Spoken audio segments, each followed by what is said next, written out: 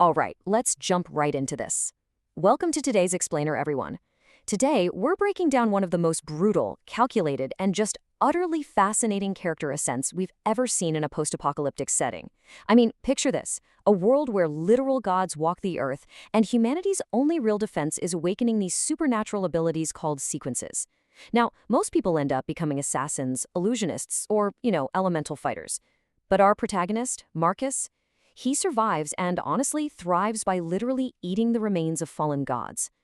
It is incredibly dark, it's visceral, and it requires a level of absolute ruthlessness that is just so compelling to unpack. So, here is our game plan for today. We'll start by taking a closer look at his unique power, the God Fall path. From there, we'll break down the actual math behind his combat scaling because, wow, he gets overpowered fast. Then we'll analyze his cold-blooded survival tactics, followed by his pretty brilliant manipulation of authority figures. And finally, we'll wrap up with his surprisingly complex relationships with his allies, which, spoiler alert, leads to a massive twist. This whole breakdown is going to track not just his rise in raw physical power, but his pretty fascinating psychological descent as well. All right, part one, the Godfall path. Let's talk about the absolute core mechanic of Marcus's power because it completely sets him apart. It's gritty, it is definitely unglamorous, and the contrast between him and normal humans is just staggering. While everybody else is awakening standard sequences through sheer luck or like fancy serums, Marcus possesses the Godfall path. And the rule for his evolution is actually incredibly simple, but totally gruesome. He has to consume raw divine flesh. The source material gives us this brilliant illustration right out of the gate. While elite hunters are out there having these epic, glorious battles with deities, what's Marcus doing? He's waiting by the sanctuary exit, literally rooting through a janitor's trash can to find discarded, blood-soaked divine remains. He gags, he forces it down, and he evolves. He takes humanity's ultimate terrifying threat and turns it into his own personal grotesque all-you-can-eat buffet to level up. Moving right along to part two, Fury and Combat Glory. Now, you might be wondering, how exactly does eating divine trash translate into actual combat power? Well, when you break down the mathematical strategy behind his leveling up process, it is honestly staggering. By digesting that raw god meat, Marcus first unlocks the Devour skill, alongside a skill called Fury. What Fury does is it instantly triples his strength, his agility, and his stamina, all while completely numbing his pain for 10 full minutes.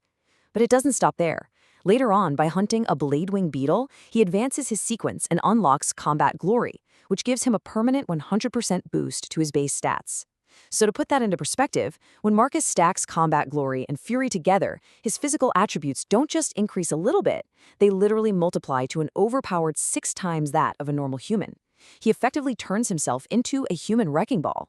Which brings us to part 3, a cold-blooded survivor. The thing is, raw stats mean absolutely nothing if you don't have the mind to use them properly, right? And we get to see how Marcus applies this massive power with a chillingly calculated mindset to survive the brutal underworld. Make no mistake, Marcus is not your standard honorable hero. When 3 alleyway thugs try to jump him for his divine remains, he doesn't just fight them off in self-defense. No, he systematically eliminates them. He deliberately crushes their skulls into literal pieces. Why? Because he's smart enough to know that certain sequences can read the final memories of a corpse. Then, he burns their bodies and his own blood-stained jacket just to prevent any tracking by scent-based sequences. He's methodical. Actually, scratch that. He's clinical, and he leaves absolutely nothing to chance. He even goes so far as to set up a fake Phantom Walker assassin identity just to hide his true abilities from the authorities. And that clinical mindset brings us to one of the most brilliant sequences in the entire story. So there's this internet cafe manager named Dennis who tries to blackmail Marcus with camera footage. Marcus's response?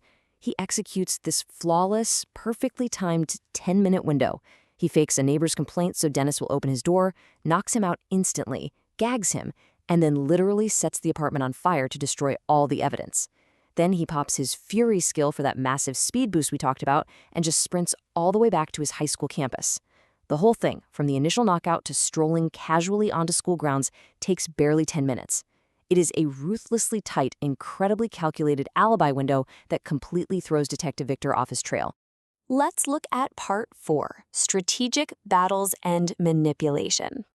You see, Marcus doesn't just use his intelligence to cover up street-level murders. He uses it to dominate powerful enemies and manipulate the big fish, the very authorities that govern the sanctuary. First, he figures out that his corrupt principal, Chen, is secretly a spirit speaker who's responsible for dozens of past deaths. Marcus even finds highly compromising material on Chen's computer. Does he panic? No way. He exploits it. He blackmails Chen into sponsoring his entry into the hunting zones. Later on, when this arrogant assassin named Dax challenges Marcus in the closed battle arena, totally thinking Marcus is just some weak kid, by the way, Marcus pops that 6x stat multiplier and literally crushes Dax's skull with a single punch. Because the arena is sealed and totally off the books, Marcus successfully annihilates a much higher level threat without exposing a single detail of his true Godfall path power. And finally, part 5. Allies, specifically Vivian and Mrs. Rose. Now, despite all this cold-blooded, skull-crushing survival stuff, Marcus actually has a surprising soft spot for two people, a kindly librarian named Mrs. Rose and his brilliant classmate, Vivian. It creates this really fascinating duality. On one hand, we have this absolute monster who burns blackmailers alive. On the other hand, we have a teenager who respects Mrs. Rose so much that he actively, fiercely protects her and her granddaughter. And then there's Vivian. When a jealous classmate named Jade sends her gangster uncle to attack them, Marcus immediately steps up. He becomes the ultimate shield, willingly drawing all that gang violence onto himself just to protect the innocent top-grade student. And Vivian, she plays the part of the helpless damsel in distress to absolute perfection. When they end up cornered at an abandoned mansion by the gang, Marcus goes completely feral. He literally kicks one man's chest in like a deflated football and snaps another guy's neck with a single kick. He tosses their bodies down a dry well, all to protect Vivian from seeing the harsh, violent realities of their world. But guys, this is where the narrative completely flips on its head. So Marcus is standing there, low-key panicking about the smell of the corpses in the dry well attracting the police, right? And the innocent Vivian just calmly suggests scattering strong-smelling cafeteria food all over the area to mask the scent of decaying flesh. Marcus is totally stunned. He asks her how on earth she knows something like that, and she just casually mentions she likes to read, specifically a book titled 100 Ways to Commit a Crime Without Getting Caught. Which brings us to the ultimate twist of the story. I mean, my jaw literally dropped. While Marcus was busy establishing his alibi over at the Education Bureau, the police discovered that Jade's entire family has been brutally murdered and their house burned to the ground. Detective Victor instantly suspects Marcus, but the timeline makes it physically impossible for him to have done it. When Marcus finally confronts Vivian in the library, she just nonchalantly admits to the murders. She wiped out an entire family simply because they were a nuisance to her. The sweet, helpless top student is secretly just as cold-blooded, calculated, and terrifyingly dangerous as our god-eating protagonist. But just as we're wrapping up this explainer, the story leaves us hanging by an absolute thread. While Marcus is still processing Vivian's dark secret, Mrs. Rose's little granddaughter Lily comes running into the library in tears. Someone has brutally beaten Mrs. Rose at the hospital and stolen her money.